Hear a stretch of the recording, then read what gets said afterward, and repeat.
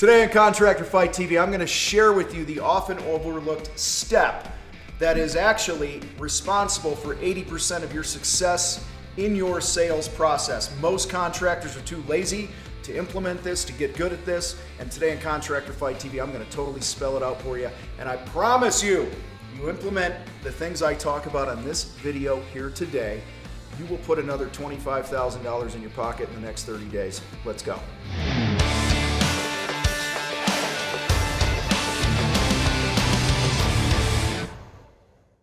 All right, my friends, listen, one of the biggest problems that you have right out of the gate as a contractor is you don't see yourself as a salesperson, and because of that, you don't have a repeatable sales process. Today, I'm going to talk about how to succeed in the motive, because this is where 80%, like I said before, 80% of the sale happens in this step we call the motive. There are 4 steps within the motive step to be successful, guys. The first is this.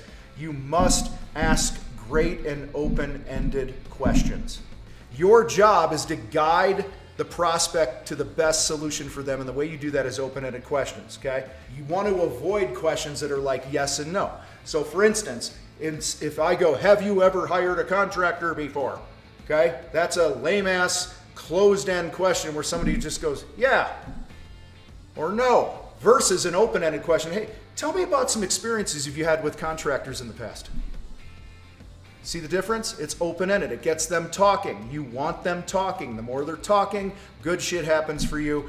Most people listen with an agenda. The second thing is you must listen with curiosity. I talked at length the other day, I think it was just yesterday, about the importance of just sitting in the motive, asking questions, not thinking of other things that you can say, but just being curious. Guys, the more you're curious, the more you're going to sell. You ask great questions, you listen with curiosity. The third thing is you summarize what was shared so that you prove that you were listening, that you understand them, to make sure you get it right. And the fourth step is you shut the fuck up.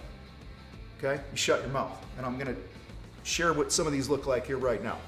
People buy for one of 2 reasons, pain or pleasure. That's it. They got a toothache, you go to the dentist, you pay them whatever amount of money is to get the pain go away. You know, the roof is leaking, that's pain. Drafty windows in the kids' room, that's pain. Pleasure is like, we want to build our dream house or our backyard. Third thing I told you I'd dig into is then you summarize what was shared. So, hey, Joe, what I'm hearing, just so I want to make sure I got this right, is that you're most concerned with this job getting done in a way that doesn't disrupt your father-in-law who lives with you because he's, got a weird schedule or a certain medical condition or whatever it might be. Here's what happens. This is where that emotional connection happens, guys. When you're following this process to really get the motive, and then you repeat it back to them, what message does that send to them? I want you to just camp on that for a little bit. It shows that you give a shit. That you're not just there like all the other sales guys are. This helps you stand out and be different when you go in and go, so hey, help me see what you see in here. Close your eyes, paint a picture for me. What does this space look like when it's done? And on the last day, you're gonna do a walkthrough. You're gonna sign the paperwork. They're gonna give you warranty information. You're gonna cut them the final check. They're gonna hop in their truck and they're literally gonna be driving down your street as the sun's going down at the end of that last day. How are you gonna know you hired the right company?